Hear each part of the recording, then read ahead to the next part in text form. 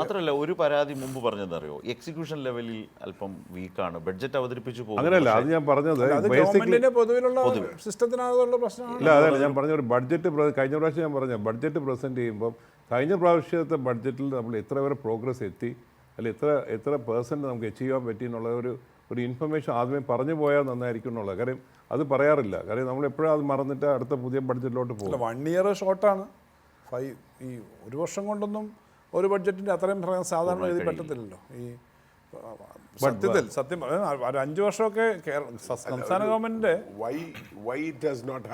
അല്ലല്ല 1 ഇയറിൽ ഏത് സിസ്റ്റത്തിലായാലും നിങ്ങൾക്ക് ഏത് സിസ്റ്റത്തിലായാലും 1 ഇയർ കൊണ്ട് പ്രത്യേകിച്ചും ഹെവി ക്യാപിറ്റൽ അങ്ങനെയൊക്കെയുള്ള ബാക്കി വന്നതിനകത്ത് അത് പറഞ്ഞിട്ടുണ്ട്. എന്നാൽ ഒരു 3-4 വർഷം കൊണ്ട് നമ്മുടെ ഒരു കാര്യം ഞാൻ പറഞ്ഞല്ലോ, 1 വർഷം കൊണ്ട് കെട്ടിടം നിർമ്മിച്ച് പൂർത്തിയാവണമെന്ന് 1-2 സ്ഥലത്ത് ഇത് പറഞ്ഞിട്ടുണ്ട്. വേറെ ചില കാര്യം മോഡേൺ ഇത് വേണമെന്നുണ്ട്.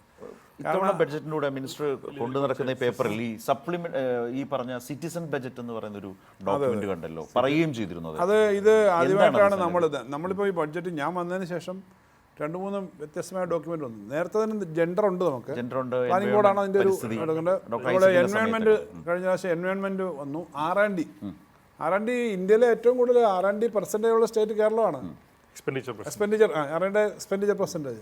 ഇപ്പോൾ നമ്മൾ ഈ സിറ്റിസൺ എന്ന് പറഞ്ഞാൽ ഇതിപ്പോൾ ആർക്ക് കിട്ടിയാലും നോക്കിയോ, ഈ ആർക്ക് കിട്ടിയാലും വായിച്ച് മനസ്സിലാക്കാവുന്ന തരത്തിലേക്ക് എല്ലാം മലയാളത്തിലാണെന്ന് മാത്രമല്ല സിമ്പിൾ കണക്കുണ്ട്. അതിൻ്റെ വേറൊരു പ്രത്യേകത ഞാൻ പറയാം.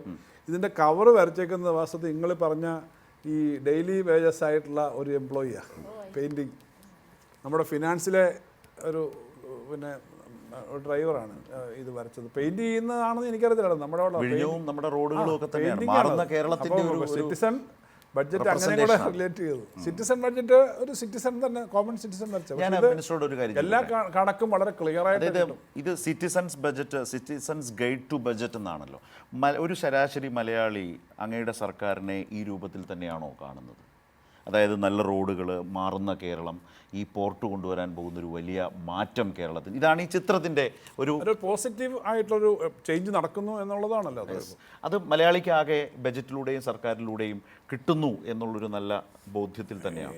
എനിക്ക് അങ്ങനെ ജനങ്ങൾ എന്തായാലും കുറച്ച് നല്ല കാര്യം നടക്കുന്നുണ്ട് എന്നുള്ളത്. ക്ഷേമ പെൻഷനിൽ അല്പം കൂടുതൽ, ക്ഷേമ പെൻഷൻ്റെ കാര്യത്തിനകത്ത് കൂടുമോ എന്നുള്ള കാര്യം വളരെയേറെ ചോദ്യങ്ങളുണ്ടായിരുന്നു. ഞാനകത്ത് പറഞ്ഞൊരു കാര്യമുണ്ട്, 3000 കോടിയും കൂടി ഇപ്പോൾ കമ്മിറ്റ് ചെയ്തത് കൊടുക്കാനുണ്ട്. അതായത് 5000 കോടി 5 മാസത്തെ കുടിശ്ശിക ഉണ്ടായിരുന്നു. 1 മാസത്തെ കുടിശ്ശിക എന്ന് പറഞ്ഞാൽ ചെറിയ തുകയല്ല. ഇത്രയും പേർക്ക് ശമ്പളം കൊടുക്കുന്ന സർക്കാർ ജീവനക്കാരുടെ ശമ്പള ചെലവ് കഴിഞ്ഞാൽ ഇപ്പോൾ ഏറ്റവും കൂടുതൽ വരുന്ന ഹെഡ് ചെലവ് വരുന്നത് ഇപ്പം സോഷ്യൽ സെക്യൂരിറ്റിയാണ്. 62 ലക്ഷം പേരാണ്. ഞാൻ അതിനകത്തൊരു കാര്യം കൂടി പറഞ്ഞിരുന്നു, തെറ്റായ രീതിയിൽ മേടിക്കുന്നുണ്ട് പലരും. സോഷ്യൽ ഓഡിറ്റ് ഉൾപ്പെടെ നടത്തി ഇത് കൺട്രോൾ ചെയ്യണം. കാരണം സർക്കാർ ജീവനക്കാരിൽ കുറച്ച് ആളുകൾ ഇടപെട്ട ഒരു പ്രശ്നമുണ്ടല്ലോ, അതുപോലെ മേടിക്കുന്നുണ്ട്. 62 ലക്ഷം പേർക്ക് ഇത് കൊടുക്കുമ്പോൾ 3000 കോടിയും കൂടി ഇനിയും കൊടുക്കാനുണ്ട്. അത് കൊടുക്കുക എന്നുള്ളതാണല്ലോ ആദ്യത്തെ.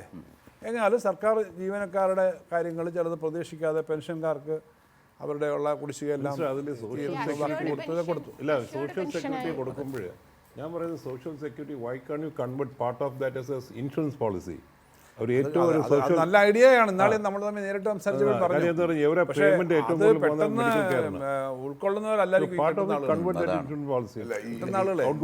കൂട്ടാൻ ഉദ്ദേശിക്കുന്നുണ്ടെങ്കിൽ ഇതിന്റെ ഭാഗമായിട്ട് ഒരു ഇൻഷുറൻസ് പോളിസി ഫ്രീ ആക്കുമെന്ന് പറയാം. നമ്മൾ ഈ പറയുമ്പോൾ പിന്നെ ഈ ആളുകള് അതിന്റെ ഒരു റിസീവ് ചെയ്യുന്ന സൈഡിലെ പ്രശ്നങ്ങളുണ്ട്. അവർക്ക് ഈ പറഞ്ഞ് കിട്ടുന്നതിന്റെ ഒക്കെ ഉണ്ട്. ഞാൻ പറയട്ടെ, ഈ 1600 രൂപ കിട്ടുന്ന ആള് അവർ കാരുണ്യയിൽ ഓൾറെഡി അംഗമാണ്. അവർക്ക് 5 ലക്ഷം രൂപയുടെ ചികിത്സ കിട്ടും. അവർക്ക് ഹാർട്ടിന്റെ ഓപ്പറേഷൻ ഉണ്ടെങ്കിൽ ഫ്രീ ആയിട്ട് കിട്ടും. ലോകത്തെവിടെയും കിട്ടുമോ? ഇപ്പം ഡോക്ടർ മീനാപ്പിള്ള പറഞ്ഞല്ലോ, കാലിഫോർണിയയിലെ അനുഭവമാണല്ലോ പറഞ്ഞേ. അവിടെ ഇവിടെ അങ്ങനെ ഇല്ലല്ലോ. $1000 തുടക്കത്തിൽ ഒരു വാക്സിൻ $1000 ചോദിച്ച സ്ഥലമാണത്. ഇവിടെ എന്തിനാണ് ഇവർ ഇൻഷുറൻസ് ചേരേണ്ട കാര്യം? കേരളത്തിൽ ഞാൻ നമ്മുടെ മന്ത്രിസഭയുടെ ഭാഗമായതുകൊണ്ടെന്ന് പറഞ്ഞല്ലോ, കേരളത്തിലെ ആ ഒരു പോസിറ്റീവായ സാധനം ചെറുതാണോ?